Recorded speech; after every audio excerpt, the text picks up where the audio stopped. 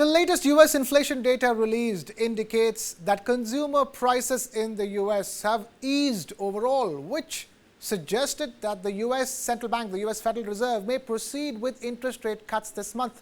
Moreover, the U.S. Labor Department reported a slight uptick in the consumer price index for the month of August. More in this report. U.S. inflation data released on Wednesday showed consumer prices easing overall, keeping the Federal Reserve on track to start cutting interest rates this month. The Labor Department's Consumer Price Index ticked up slightly in August. Year on year, consumer prices rose 2.5%, the smallest annual rise since February 2021. Grocery prices were unchanged from the prior month, while energy costs, including gasoline, electricity, and natural gas, all dropped. But the so-called core CPI, which excludes volatile food and energy prices, rose slightly more than expected.